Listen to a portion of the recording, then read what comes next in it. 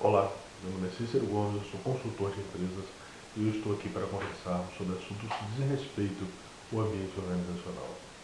O nosso tema hoje será liderança. Para falar sobre liderança, nada melhor que nós usarmos a figura de um líder excepcional, de um líder que conseguiu transformar toda a fisionomia do seu povo, que conseguiu modificar todo um estado de coisas que o seu povo vivia e conseguiu efetivamente transformar um punhado de gente desorganizada em uma nação. A figura que eu escolhi para comentar com vocês, ela é praticamente desconhecida do meio empresarial. Particularmente, eu nunca ouvi nada sobre essa pessoa. E ele não é uma pessoa que fica muito em evidência nas conversas, como os grandes líderes que nós temos aí, né, da história contemporânea e da história recente da humanidade. Este homem, ele se chama Davi. O líder que eu escolhi para falar com vocês se chama Davi. E os maiores relatos que existem sobre ele se encontram dentro da Bíblia. Ele foi um rei, mas também foi um músico, foi um poeta e foi um pastor de ovelhas. Ele desempenhou inúmeras atividades antes de se tornar um rei. Um rei de um povo, de um país chamado Israel. Bom, eu gostaria de começar falando do início da vida desse homem. A primeira equipe que ele comandou foi um grupo de ovelhas. A sua primeira atividade foi ser pastor de ovelhas. Se nós olharmos hoje o que é um pastor de ovelhas, certamente não teremos a menor ideia do que era ser um pastor de ovelhas na época em que Davi viveu, há alguns milhares de anos atrás.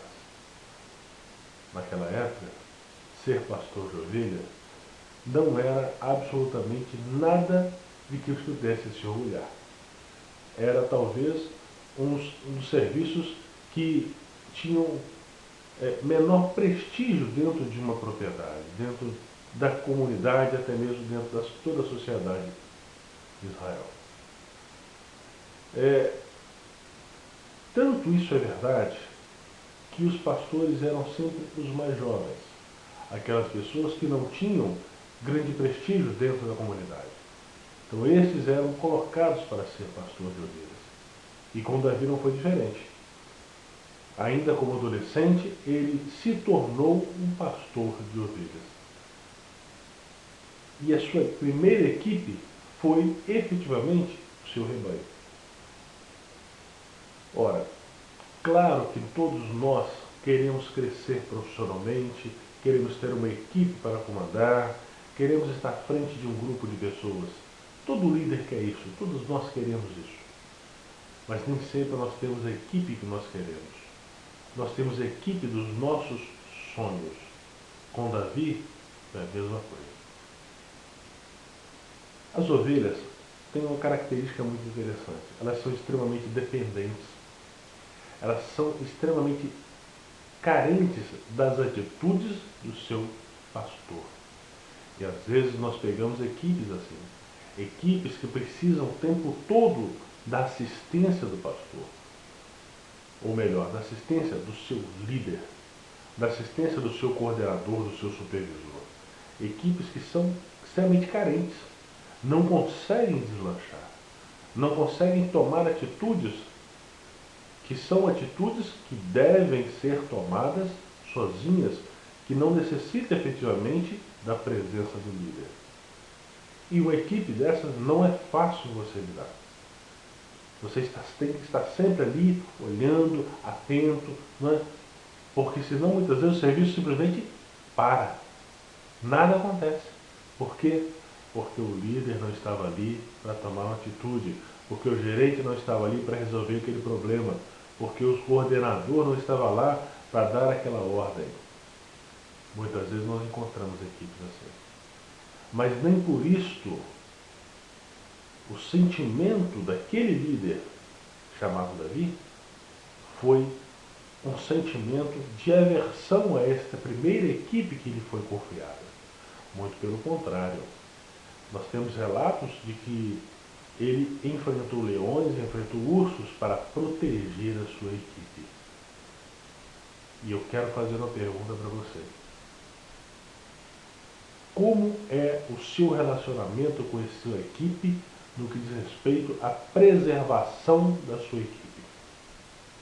Às vezes nós encontramos com líderes que nós perguntamos para ele, como é que está a sua equipe? Como é que está lá a sua empresa? Como é que está o seu grupo de trabalho? E eles falam, olha, tirando eu, o resto é o resto mesmo. É um bando de desqualificado, um pessoal desanimado, um pessoal sem motivação. E às vezes o líder, aquele que deveria proteger o grupo, é a primeira pessoa a destruir com as suas palavras o próprio grupo. Nós não estamos aqui dizendo que vamos começar agora a mentir sobre as qualidades e os defeitos do nosso grupo de trabalho, da nossa equipe. Absolutamente. Mas a equipe, ela precisa ser preservada. Vamos falar sim, na hora certa, no momento certo e com quem de direito. Agora, falar com qualquer um sobre a situação de uma equipe, isso não vai trazer benefício algum. A preservação do grupo é fundamental. É isso que faz efetivamente nascer um espírito de grupo, um sentimento de grupo, um sentimento de que todos nós estamos trabalhando em favor de todos nós. O líder que não preserva o seu grupo, não preserva o seu rebanho, efetivamente ele está prestes a colocar todo o seu trabalho em risco. Porque é na preservação da sua equipe que está, talvez, o sucesso. Ninguém pega uma equipe completa, perfeita. Não existe isso. Isso é uma mera ilusão. Todos nós vamos pegar equipes que estão incompletas, que estão imperfeitas e que precisam ser trabalhadas. E quando nós temos consciência disso, quando o líder tem consciência disso, é meio caminho andado. Porque ele vai pegar uma equipe e ele vai saber que ele precisa trabalhar ela. Mas, acima de tudo, ele vai saber que ela terá defeitos, ela terá problemas, e problemas que precisam ser trabalhados e que precisam ser adaptados, transformados, corrigidos. Existem virtudes que precisam ser aperfeiçoadas, precisam ser mais enfatizadas. A equipe é isso. É um grupo de pessoas diferentes trabalhando para um objetivo comum. E quando o líder toma noção disso, tem certeza de que ele vai pegar um grupo de pessoas que, como ele, é imperfeito, tem seus problemas, tem suas dificuldades, tem suas fraquezas, tem seus dias que estão efetivamente com problemas, que estão ruins, tiveram alguma coisa nos seus lares que está ali influenciando muitas vezes no desempenho. Quando o líder percebe isso, fica mais fácil para ele lidar com esta situação, para ele entender esta situação e para ele mostrar muitas vezes para o seu liderado que ele percebe isso, que ele entende isso, mas que a empresa não pode parar, mas que a empresa precisa continuar caminhando. A sensibilidade de um líder é fundamental.